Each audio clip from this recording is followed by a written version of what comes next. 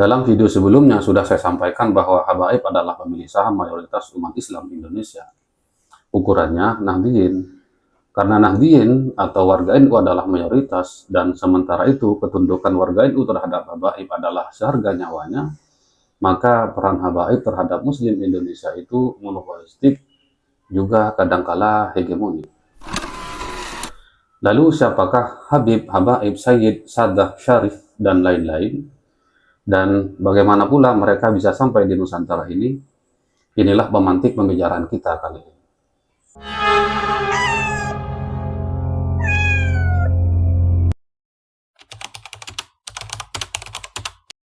Menurut data statistik, akhir abad ke-19 adalah masa di mana orang-orang Arab menempati Jawa secara besar-besaran. Koloni Arab ini terdapat di Batavia, Tegal, Pekalongan, Semarang, Surabaya, hingga Pulau Madura. Satu abad sebelumnya, abad ke-18, dalam jumlah yang kurang lebih separuh dari abad ke-19, diaspora Arab pertama-tama singgah dan menempati Aceh, kemudian Palembang, dan Jawa.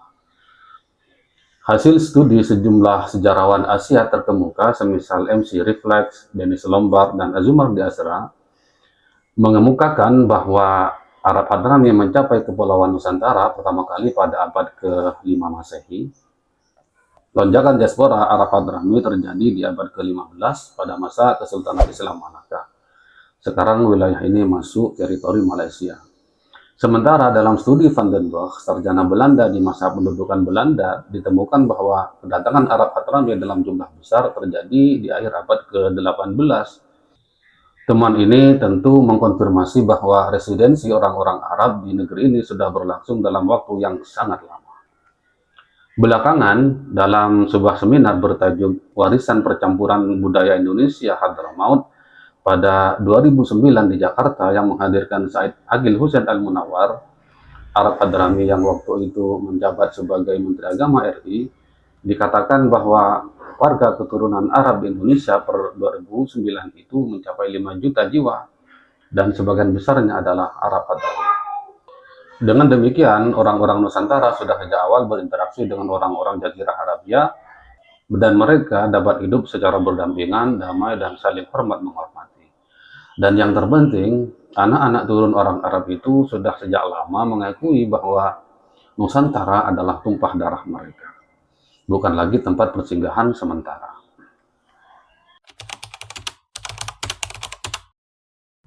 Sebagai nama gelar, Habib, Sayyid, dan Syarif memiliki konotasi makna yang sama, yakni dzurriyyat atau keturunan Nabi.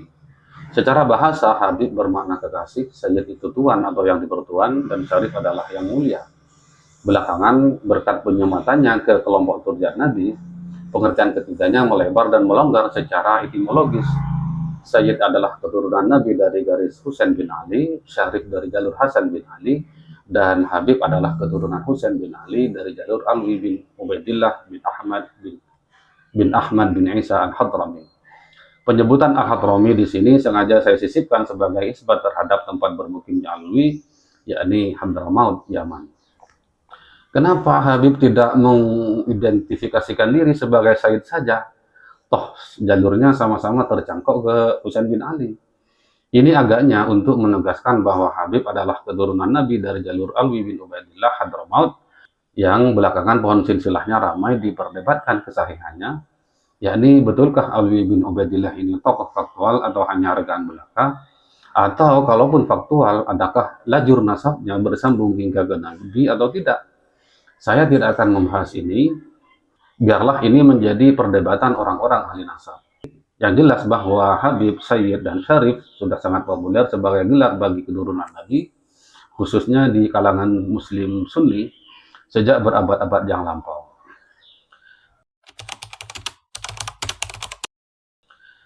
Pada tahun 90-an, Muslim tradisional pedesaan Jawa sebetulnya kurang familiar dengan kata Habib sebagai keturunan Nabi, kecuali sebagian kalangan santri dan pesantren. Kenapa tidak atau kurang familiar? Sekurangnya saya dapat mengajukan dua alasan. Pertama, kalangan yang disebut habaib cenderung menjauh dari keramaian. Mereka menghindari ingar-bingar dunia. Entah apa motifnya, Asumsi saya, dahulu orang menyebut silsilah keluarga itu adalah sesuatu yang sebisa mungkin dihindari. Apalagi silsilah keluarganya turun dari orang atau individu yang mapan. Ya, mapan secara status sosial keagamaan. Harap Anda tahu, status sosial kiai misalnya, yang derajat sosialnya berada jauh di bawah zuriat Nabi saja, adalah tokoh panutan yang dalam angan-angan masyarakat tradisional Jawa diandaikan sebagai orang tua, pengasuh rohani, dan pembimbing hidup. Kalau kiai ini hidup di tengah-tengah kampung, masyarakat akan menjulukinya sebagai orang tua kampung. Untuk itu, ia harus menjadi figur yang sempurna. Dikatakan sempurna karena ia adalah contoh atau teladan bagi orang-orang kampung, juga keluarga dan anak-anak mereka. Nah, status sosial tadi agaknya menjadi beban tersendiri bagi anak-anak turunnya. Terlebih lagi bila anak-anak turun ini tidak bisa mencapai status yang sama atau bahkan melampaui para leluhurnya. Maka di tahun 90-an itu, ujar-ujar semisal Laisal fata may yaqulu hadza abi walakinnal fata may yaqulu anda memang sangat populer di kalangan santri dan sekolah-sekolah keagamaan. Arti bebas ujar-ujar ini adalah bukan pemuda namanya kalau mengandalkan nama besar leluhurnya, pemuda itu hidup di atas jerih payahnya sendiri. Jadi agaknya karena alasan yang sama, Habib cenderung kurang akrab di telinga masyarakat. Di tahun 90-an itu, kata Habib bahkan lekat kepada individu atau warga Indo-Arab, keturunan Arab penjual parfum atau jamu tradisional, yang kalau mereka berbicara bahasa Indonesia, logat dan dialeknya sangat khas. Misalnya dalam dialek komunal mereka mengganti kata saya atau aku dengan anak, kamu dengan ente, sobat dengan Rafiq, dan seterusnya. Alasan kedua kenapa kata Habib kurang familiar adalah karena anak-anak kiai yang telah dinyatakan selesai belajar di pesantren-pesantren Indonesia umumnya dikirim orang tuanya ke Arab Saudi untuk meneruskan belajarnya kepada Mufti Syafi'i seperti Sayyid bin Zaini Dahlan, Sayyid Abdullah Az-Zawawi, dan Syekh Nawawi Banten. Inilah yang agaknya menjadi penarik minat dan perhatian ulama-ulama Indonesia untuk menekuni agama dengan konsentrasi juris madhab Syafi'i. Juga kemudian anak-anak mereka di awal-awal tahun 90-an itu. Para lulusan Saudi ini sekembalinya ke tanah air kelak menjadi semacam juru kampanye gelar kesayyidan di tanah kelahirannya. Anda tahu, tahun 90-an adalah awal kejayaan pesantren-pesantren tradisional asuhan lulusan Saudi tadi dan menjadi tujuan utama masyarakat tradisional desa untuk belajar agama. Maka dapat dipahami kemudian jika Sayyid menjadi sangat populer dan dikenal masyarakat secara luas, jauh melebihi Habib.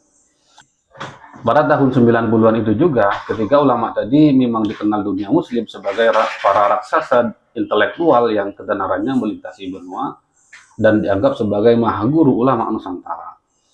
Pasca meninggalnya Sayyid Abdullah Az-Zawawi pada 1924 dan kian menguatnya pengaruh Salafi Wahabi yang ditopang oleh Wangsa As-Saud, Wangsa pendiri Mamlaka As-Saudiyah, yakni kerajaan Saudi Arabia modern pada awal abad ke-19, ulama-ulama berhaluan Syafi'i pun lalu tidak kebagian otoritas keagamaan dalam sistem pemerintahan dan secara perlahan tersingkir dari Saudi.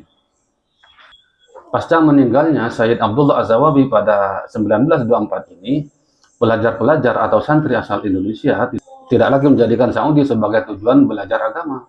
Mereka beralih ke Al-Jumhuriyah Al-Yamaniyah atau Republik Yaman, lebih-lebih pasca unifikasi Yaman Utara dan Selatan lewat gerakan Intifadah pada 1990. Di Yaman, pelajar-pelajar Indonesia umumnya terkonsentrasi di Al-Jami' Al-Ahqaf, Rubat Tahrim, Darul Zahra, dan Darul Mustafa yang terletak di kota Tahrim, sebuah kota dengan julukan Kota Habib. Kota ini masuk wilayah Hadramaut, Yaman Selatan. Lalu sejak kapan nama Habib diperkenalkan ke publik dan menjadi sangat populer dewasa ini, di mana popularitasnya bahkan mengatasi popularitas Sayyid? Saya tidak menemukan rujukan pasti sejak kapan nama Habib dipakai sebagai nama depan keturunan Alawi bin Ubaidillah, Bani Alawi atau Ba'alawi. Namun menurut Wikipedia, gelar Habib mulanya hanya menempel pada figur atau tokoh-tokoh Ba'abi saja, Dan belakangan ia juga digunakan oleh semua anak turun laki-laki Ba'alwi tanpa mempedulikan apakah ia tokoh atau bukan. Sejauh ini, Arab Hadrami yang pertama kali diyakini menggunakan gelar Habib adalah Umar bin Abdullah Al-Attas, penyusun Rabiul Attas. Namun untuk yang terakhir ini saya tidak memiliki referensi yang memadai. Kalau menengok lebih jauh ke belakang ke sejarah masuknya Islam ke Nusantara, penyebutan Habib sebagai keturunan Nabi dengan penisbatan garis silsilah ke Alawi ini memang agak problematis. Mengingat bahwa tokoh semisal Syekh Jumadil Kubro yang dianggap sebagai salah satu tokoh sentral Arab Hadrami dan tiba di Nusantara pada abad ke-15 Masehi tidak bergelar Habib. Sekalipun Syekh Jumadil Kubro juga diyakini oleh para peneliti Islam Indonesia sebagai keturunan Nabi. Kesimpulan seperti ini misalnya dilontarkan oleh Van Brunessen. Syekh Jumadil Kubro yang nama lengkapnya adalah Syekh Maulana Husain Jumadil Kubro adalah keturunan Nabi dari jalur Husain bin Ali. Karena Syekh Jumadil Kubro juga dikenal dengan nama Syekh Jamaluddin Akbar Al-Husaini. Al-Husaini di sini jelas merupakan penisbatan terhadap Husain bin Ali, cucu Nabi Muhammad. Dan di samping itu, Syekh Jumadil Kubro sendiri tidak menggunakan penisbatan terhadap salah satu fam atau marga tertua di kalangan Alawiyin, semisal As-Sajjad, Al-Bakir, As-Sadiq, Al-Uraidi, An-Nakib, Ar-Rumi, Al-Muhajir, dan Al-Ustadil Azim, yang diyakini sudah ada dan dipakai secara luas di kalangan Alawiyin jauh sebelum Syekh Jumadil Kubro. Melalui Republika Online, Alwi Shahab menjelaskan bahwa pada akhir abad ke-19, orang Arab adalah orang yang taat beragama. Mereka juga tidak mengajarkan agama secara paksa dan fanatisme. Maka, kalau akhir-akhir ini kita menyaksikan fanatisme buta, kekerasan, dan lain-lain justru menyumbul dari kelompok ini, apa yang bisa dijelaskan? Bahasan ini akan saya uraikan dalam video selanjutnya. Wassalam.